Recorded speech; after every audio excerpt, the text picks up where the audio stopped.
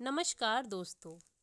आज की कहानी बाप बेटी की छोटी सी इमोशनल कहानी है। ये एक गरीब परिवार की कहानी है। वेटर ने कहा, और क्या मैं आपके लिए कुछ ला सकता हूँ? नहीं नहीं, मुझे कुछ नहीं चाहिए। डोसा लाया, चटनी सांबर की बात ही अलग है। अपनी बेटी के लिए डोसा ऑर्डर कर चुके बाप ने कहा।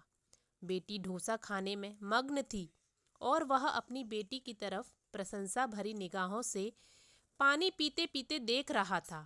तभी उसके फ़ोन की घंटी बजी। एक साधारण फ़ोन था। आज भी की भाषा में इसे डब्बा फ़ोन कहा जाता है।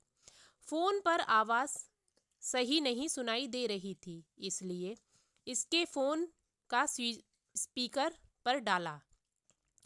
वह एक दोस्त से कह रहा था कि आज मेरी बेटी का जन्मदिन है, इसलिए मैं उसे होटल में खाना खिलाने के लिए लाया हूँ।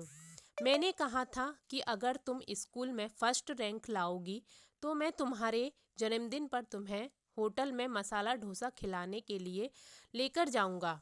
वह डोसा खा रही है। दोस्त बोला, अच्छा, तुम क्या खा रहे हो? मैंने कुछ भी नहीं मंगाया। हम दोनों होटल में खाना अफोर्ड नहीं कर सकते। घर पे सब्जी और दाल है मेरे लिए। मेरी बातें सुनकर उसका दोस्त सुन्न हो गया। फिर अमीर हो या गरीब, एक पिता अपनी बेटी के चेहरे पर मुस्कुराहट लाने के लिए कुछ भी कर सकता है।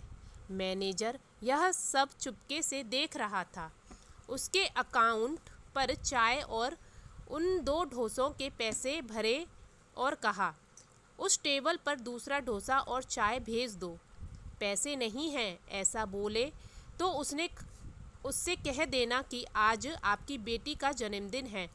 क्या आपकी बेटी स्कूल में फर्स्ट आई है? हमने आपकी सारी बातें सुन ली हैं, इसलिए हमारे होटल की तरफ से विशेष रूप से ऐसी पढ़ाई कर अव्वल आने वाले के लिए ऐसा कहना। इसके लिए कोई बिल नहीं दिया जाएगा, लेकिन कृपा करके मुफ्त इन शब्द का उपयोग न करें।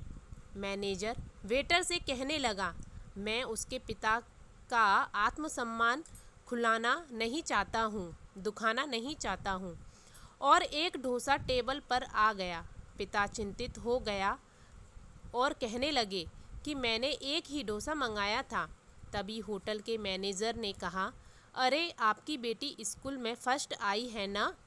हमने यह बात सुन ली है, इसलिए होटल की तरफ से आप दोनों के लिए फ्री खाना है। पिता की आंखों से आंसू आ गए। पिता ने अपनी बेटी से कहा, देख, इस तरह पढ़ाई करने से तुम्हें क्या क्या मिल सकता है। पिता ने वेटर को कहा, यह डोसा बांध कर दे दो। मैं और मेरी पत्नी हम दोनों आधा आधा खाएंगे। उसे कहाँ ऐसा खाना मिलता है।